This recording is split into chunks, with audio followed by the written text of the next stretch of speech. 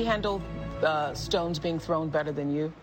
Yeah, absolutely. No, he does. I mean, who you see, this isn't pretend. I mean, he is a calm, mature, rational character. I think he's a lot funnier than people think. I think, you know... I'm a funny guy. Hysterical. Some of the stereotypes are kind of strange to me, but I think that, you know, when you run into somebody... When you hear him characterized as aloof. That's just... I'm like, who are you talking about? Yeah, this is the guy who's coaching and rolling around on the floor and being silly and dancing his bad dances. I mean, it's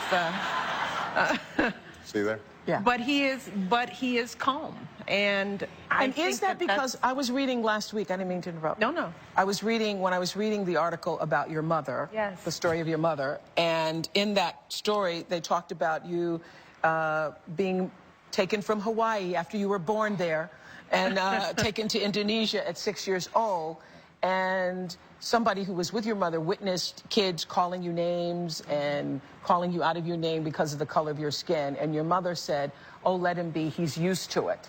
And I was wondering if growing up with people making fun of you because of the color of your skin gave you a thicker skin for all the things that you're dealing with now. You know, it's hard to figure out how exactly you ended up the way you ended up. Some of it's temperament.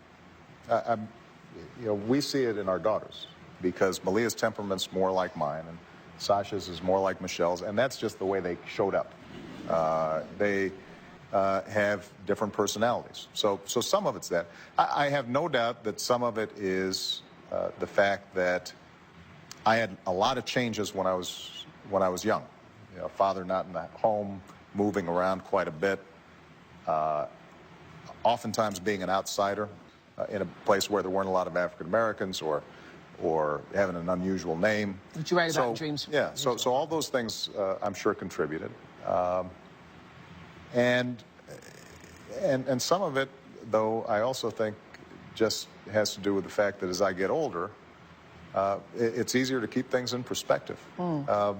That story I was telling you about being up in Maine skipping stones, those are the things I know I will remember. And, you know, all the other stuff is just a sideshow. It's throwing stones. Throwing stones. If you had to critique yourself, though, because sometimes criticism is valid. If you had to critique yourself on the past 2.5 years. I think that in the first 2 years, we were so busy just trying to solve problems that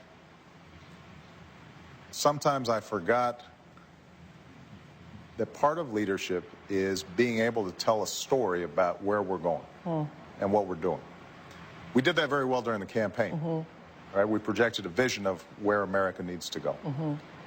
And then we got into the governance of it, and I'm trying to get this bill passed, and we're trying to make sure that the stock market recovers, and we're doing this and we're doing that.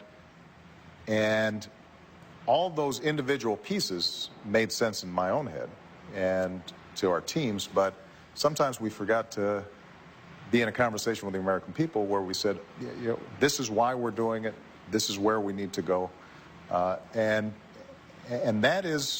that's more than just communications. It's more than just PR.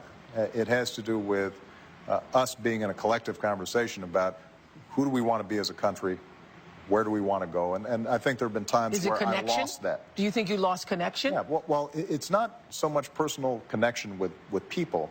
It's losing that thread.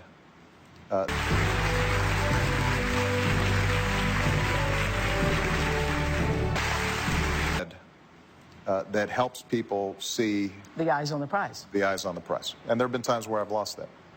We'll be right back.